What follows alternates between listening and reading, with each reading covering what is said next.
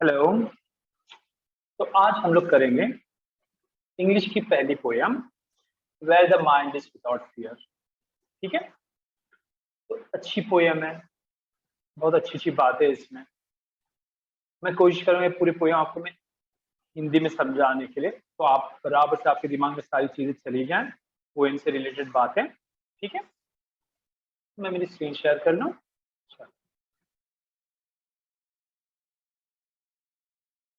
Okay, तो अभी आप देख सकते हो पोयम का नाम क्या है, where the mind is without fear. Poem start करने से पहले पहले हम लोग थोड़ा रविंद्रनाथ टैगोर के बारे में जानते हैं।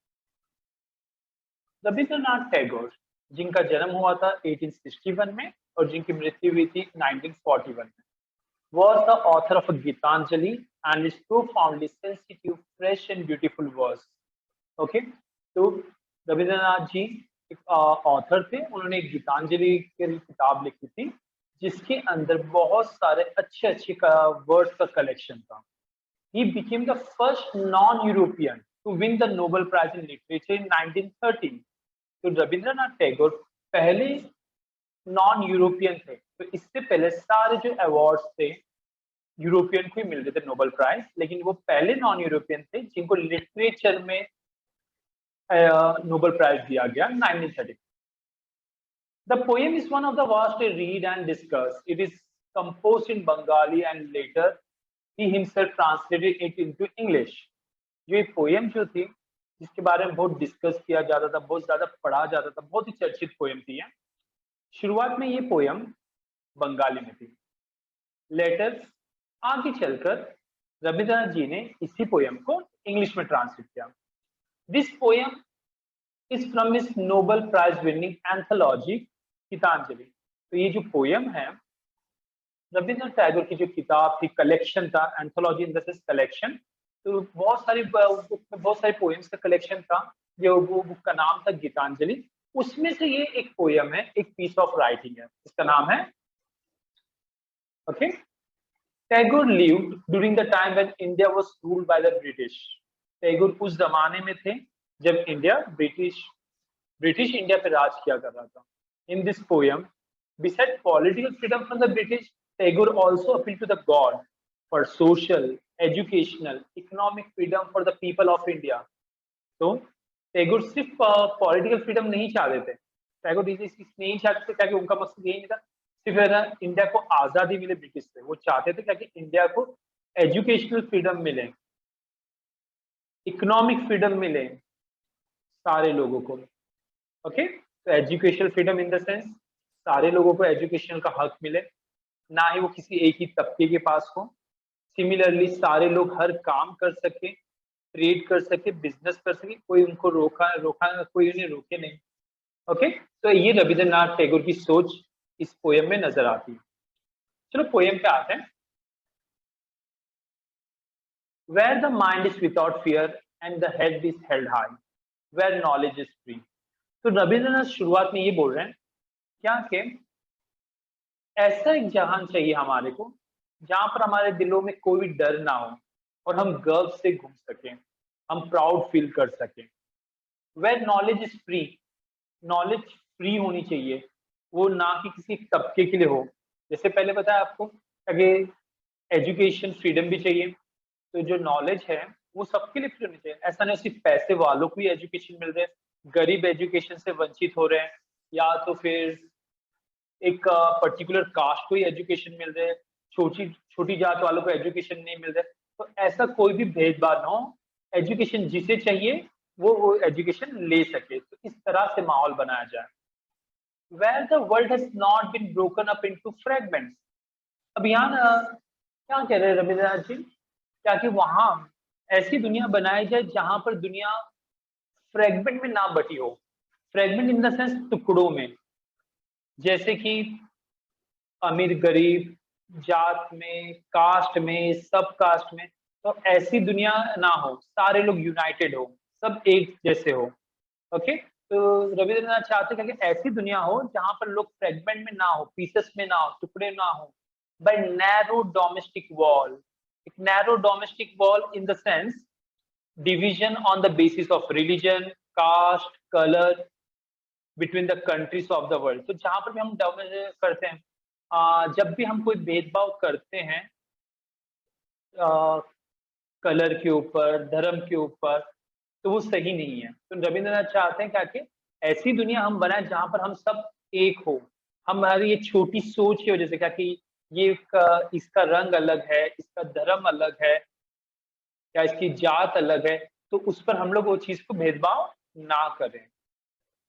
Where the words come out from the depth of truth, where tireless striving stretches its arm toward the perfection। तो यहाँ रविंद्रनाथ जी कह रहे हैं क्या कि जब भी हमको कोई चीज बोलनी है, ओके, तो हम सच्चा ही बोलें। ओके, इस तरह से ना हो क्या कि हमको सोच समझ के बोलना पड़ रहा है और सारे लोग tireless striving stretches it arms. Tireless striving का मतलब कंटिन्यूस मेहनत करनी है, सबको मिलके मेहनत करनी है, कंटिन्यूस मेहनत। Stretches it arms, stretches it arms in the sense एक कोई मकसद है उसे पूरा करना है, कोई गोल है उसे अचीव करना है। किस तरह से? परफेक्शन की तरफ। तो ये कहना चाहते क्या कि हम सबको मिलकर मेहनत करनी है, अच्छे से मेहनत करनी है। जो भी हमारा लक्ष्य है, हमारा देश का लक्ष्य है, हमारा लक्ष्य है, उसको हम हासिल कर सकें। Where the clear stream of reason has not lost its way into dreary desert sand of a dead habit। यहाँ रविंद्रनाथ जी कहना चाहते हैं कि where the clear stream of reason has not lost its way, जो हमारी रीजनिंग की ताकत थी, लॉजिकल रीजन, एक सिंपल सा रीजन के हिसाब से हम सोच सकते थे, वो dreary desert sand of habit, dreary desert in the sense superstition, dead habit.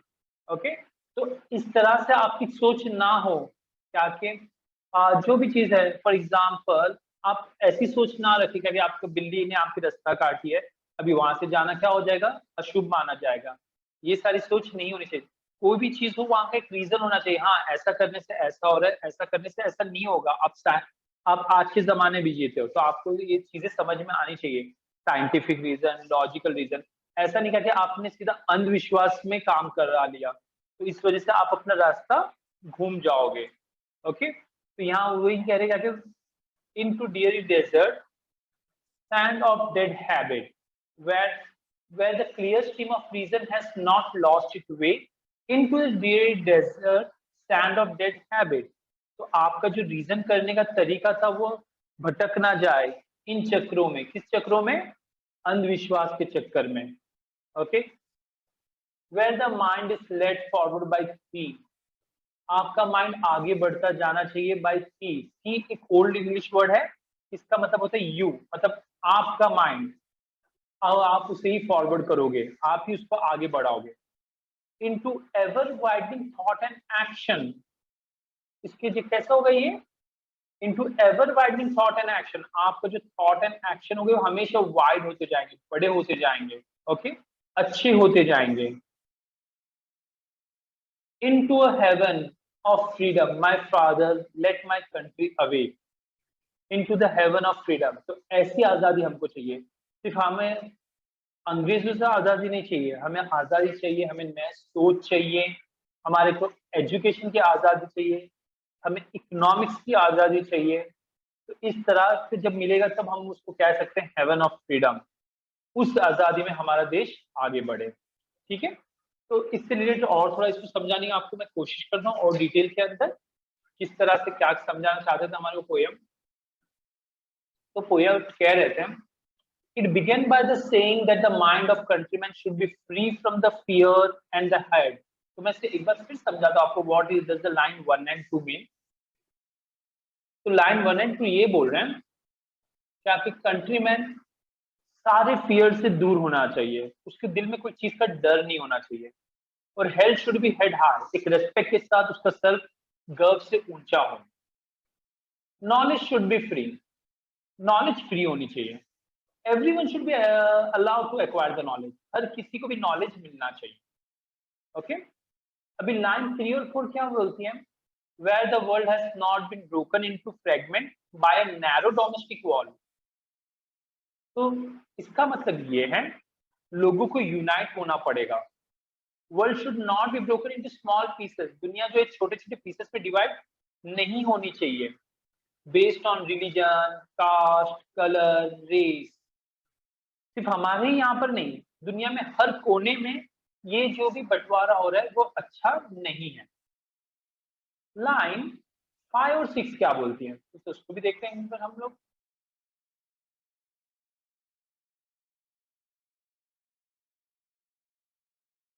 The poet wants the country where the people speak the truth sincerely. ऐसा देश हमको चाहिए जहां पर लोग है ना सच्चाई, सच बोलने से ना डरे। जो सच है वो दिल से निकलना चाहिए उनके। Everyone should work hard to reach their goal. सबको मेहनत करनी है हमारे अपने गोल पे रीच करने के लिए। कोई भी हमको लेजी पर्सन नहीं चाहिए हमारे देश में। सब लोग मेहनत करेंगे और मेहनत इस तरह से करेंगे क्या कि वो जो हमारा लक्ष्य है उसको हम पा सके। उसके बाद क्या बोल रहे पोएट नेक्स्ट लाइन के अंदर, where the clear stream of reason has not lost it way into dreary desert sand of dead habit. तो यहाँ पोएट हमको बताना चाह रहे हैं क्या कि जो हमारी लॉजिकल थिंकिंग थी, रीजन थे, जो चीज एक समझ में आ जाती है, लेकिन कभी कभी अंधविश्वास के कारण हम वो चीज को समझना ही नहीं चाहते हैं। ओके, हमको वो बातें समझ में ही नहीं आती है। तो जब तक हमारे से अंधविश्वास नहीं हटेगा तो हम ये अंधविश्वास के चक्कर में घूमते ही रहेंगे और हम लोग कामयाब नहीं हो सकते हैं। ओके, तो इस वजह से logical reasoning, scientific reasoning important.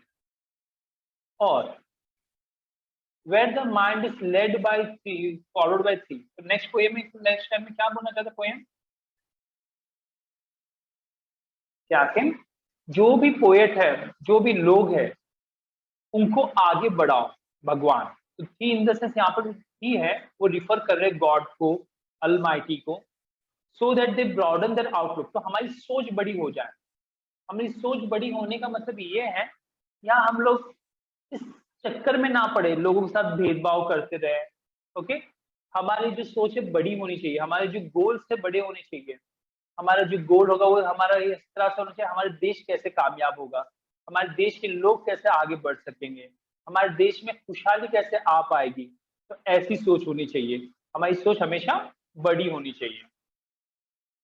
और हम जनरस होने चाहिए और हम ओपन माइंडेड होने चाहिए। वो ही नहीं कहते हमने जो पुराने रस्मों, जो अगर कोई पुरानी रस्म ऐसी है जो अच्छी नहीं है लेकिन सिर्फ वो रस्म है करके हमको निभाना नहीं, हमको हमारा जो आउटलुक है उसे बड़ा करना होगा। तो लास्ट लाइन में पोएट क्या कहना है क्या कि हमारे देश को जागरूक करो, उसको अवेक करो, जहां पर टोटल फ्रीडम हो, जहां पर लोग अच्छा सोचे, अच्छा बोले और अच्छा काम करें। तो इस तरह से ये पोएट यहाँ पर पोएम खत्म होती है। होपफुली आपको समझ में आ रहेगी। मैंने ट्राई किया इसको अच्छे से हिंदी में समझाने के लिए। ओके, चलो थैंक यू।